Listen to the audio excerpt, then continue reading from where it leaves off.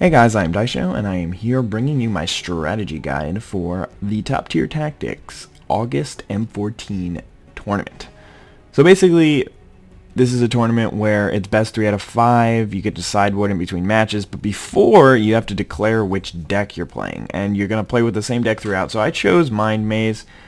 I am not sure whether or not I want to play the entire tournament super try hard and just with my best build, but instead what I did is I made it, or luckily I got to play against somebody who's running Chant in the first round, so it should be a pretty good matchup for me regardless of how I build this deck. Like, if I took out all the good cards and just put in all the bad cards, I think I would still have a favorable matchup.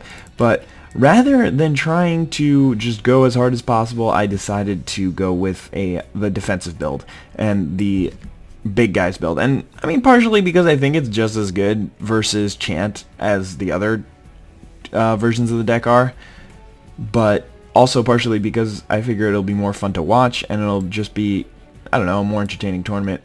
I do have some sort of strategy though. If my opponent asks to sideboard after the first round, then I know that he's going to get the summoning traps, which are really pretty good against this version of the build, and that might cause me to go ahead and side back into aggro and take out some of the counters, leave in the couple of counter spells. But without further ado, I mean, it's pretty similar to the build that I just showcased for unconventional deck guides. And yeah, anyway, I mean, I left in the bears because to have stuff to do on turn 1 is really important in this matchup. I want to be getting ahead as soon as possible, and even if the bear swings in for 6 damage before he plays, like, I don't know, Grazing Gladeheart or something like that. Not really a great example since he can just gain all that life back. But if he plays like a couple of Farhaven Elves and just double blocks one and kills it, then that's really fine for me. I just wanted to get some early damage in so that my flyers can close out the deal.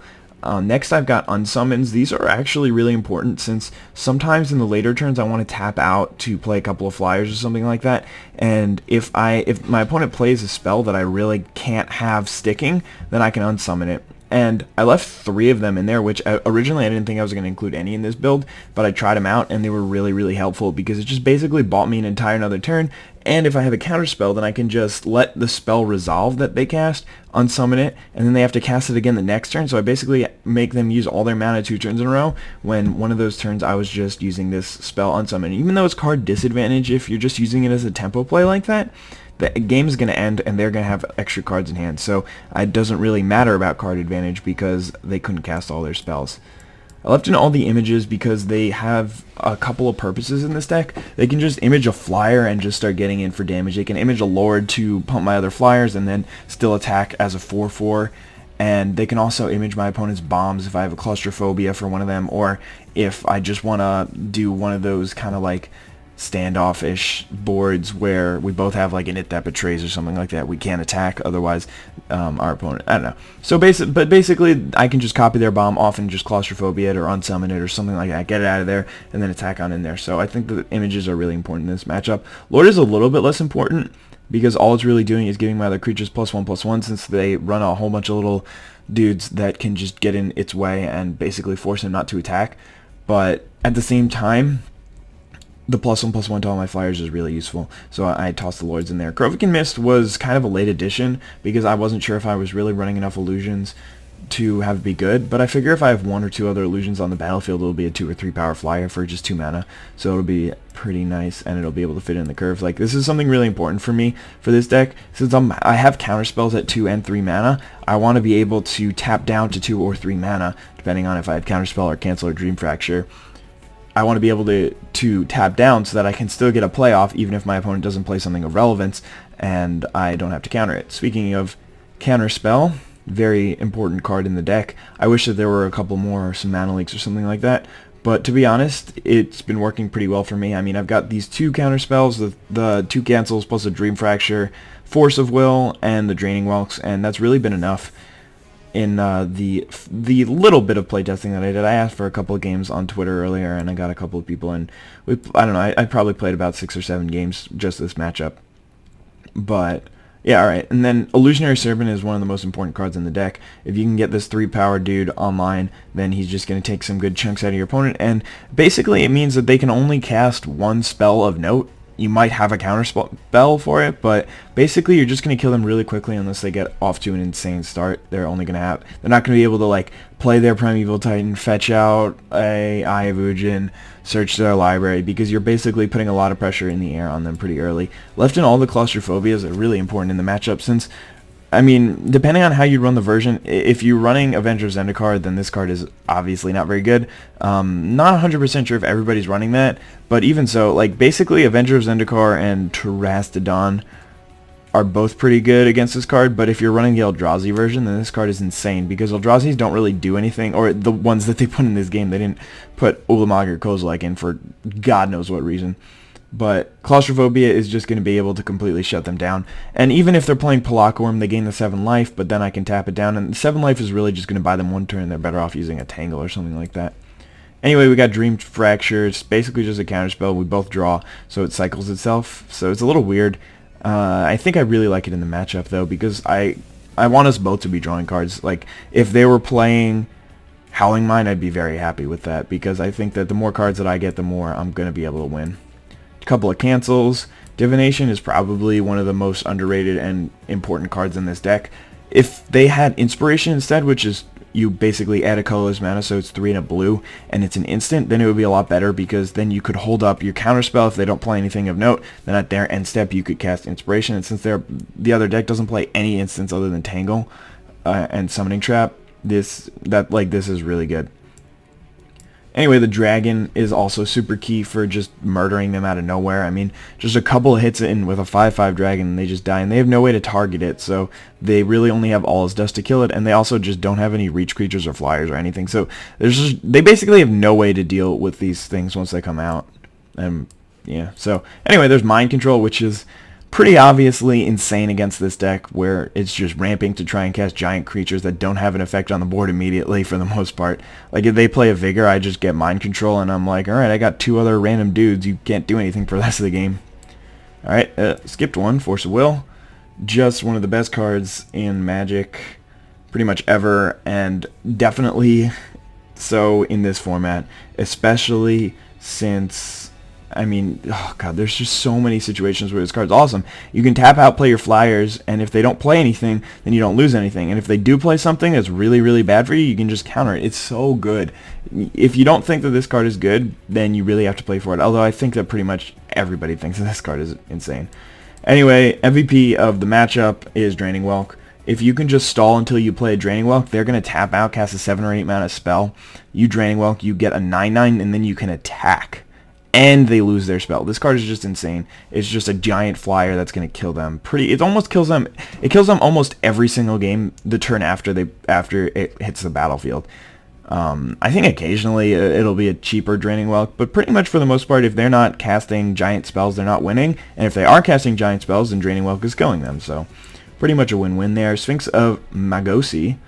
Card's awesome. I mean, it just kills them in a couple of turns. You can draw cards to fish for unsummons or cancels or something like that. If you have 6 mana to cast it, you can draw a card and then still cancel something. And then something that's I hope doesn't have to come up, because then that means that the game will be really close, but would be pretty funny if it did, is if I have like 6 mana and then he plays a huge threat like an All Is Dust, something that would just be totally game winning.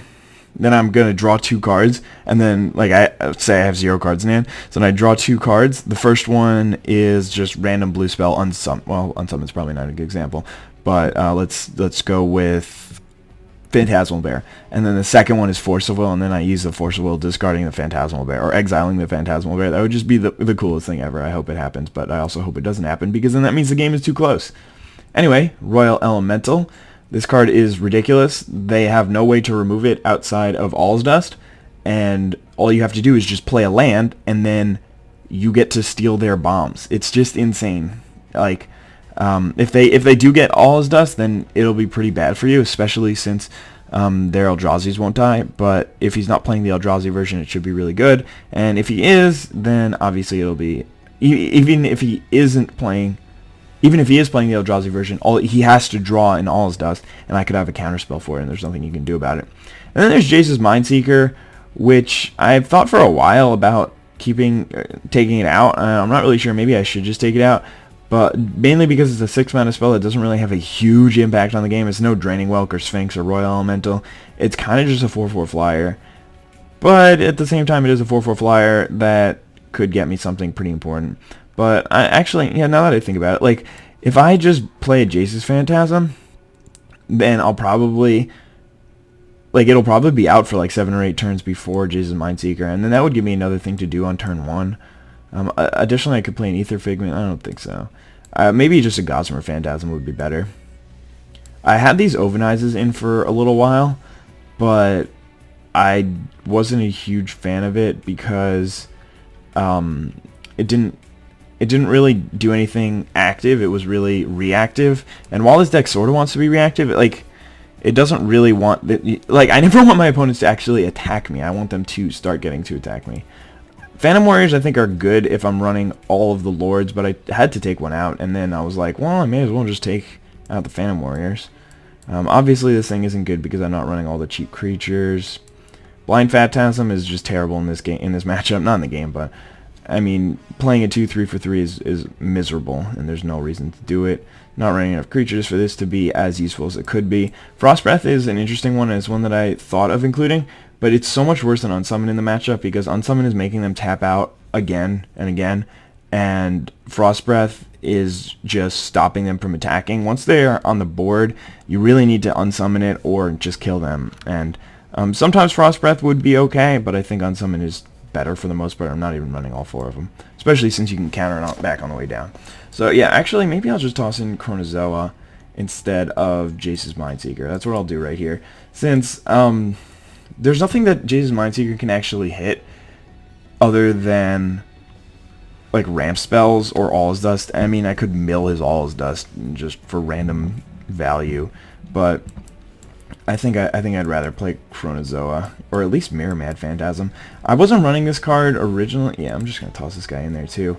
God, this is such a bad video. I shouldn't have. I really looked before, but I didn't think of these changes until I was halfway through making the video. Sorry about that. Anyway, Ether Plasm is something that I had in the unconventional deck builds, but for the most part, when you look at the top end of this deck, most of these creatures, except for Sphinx and Royal Elemental, don't want to be just put in randomly. They want to, like, Draining Welk wants to be cast when it is. Royal Elemental's okay, but you kind of want to have a land sandbagging, and then everything else is a lot cheaper than it, so it's kind of useless in the matchup. 4/5s aren't good because they have a lot of 1/1 blockers, and then, like, none of these cards are really relevant. Obviously, I'm not going to run a 10 mana spell in this matchup.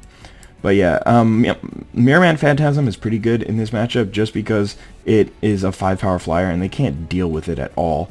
And then I could also just activate its ability and hope that it's not the bottom card of my library, which I think is pretty reasonable. So yeah, maybe we'll take out just Chronozoa.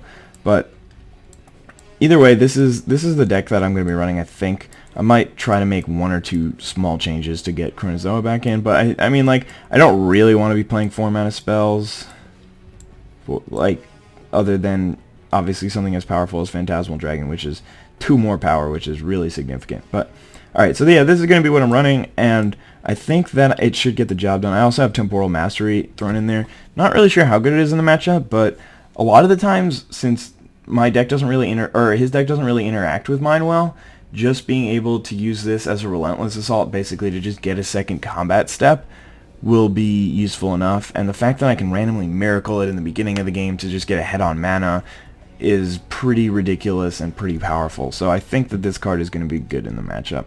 And I'm planning to get to 7 mana anyway. I think that'll happen for the majority of the games. Yeah, these divinations, they're so clutch. If I am stuck on 3 lands or something like that, and I draw into one of these, or I can often just play this on my 3rd turn, since my opponent isn't really playing anything that important until at least turn 4 or 5. I mean, I know they could get Exploration into 6 lands and then Primeval Titan, and then that's basically going to be game, but yeah, you know, I mean, I might have Force of Will in hand and just be able to rob the game from there. So yeah, sorry about the little unprofessionalism by shifting the deck while I was making this video, but I mean, anyway, I guess you guys will be seeing a decent chunk of Mind Maze in the next couple of weeks.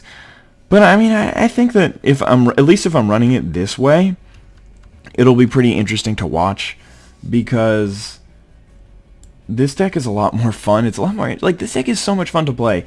If you're tired of just the standard metagame that's going on, then in this game, really just try this deck. It's so much fun to play. You have so many reactive spells that you just counter their stuff, unsummon it, and then counter it back the next turn, unsummon it, like, unsummon a random Primeval Titan. I've done that. It doesn't matter if it gets the triggers the next turn. They just have to spend their mana to cast it again, and it's such an advantage. And then you just kill them with flyers, and especially in this kind of matchup, they can't even interact with your flyers, so it's kind of ridiculous. But yeah, I mean, I hope you guys are going to enjoy the tournament, and wish me good luck. By the time that you see this, the tournament, or the first round, will be over. And yeah, obviously I'm going to be uploading all the games that I play in the tournament. So yeah, cool. Hope you guys enjoy the video. Have a wonderful day. Bye.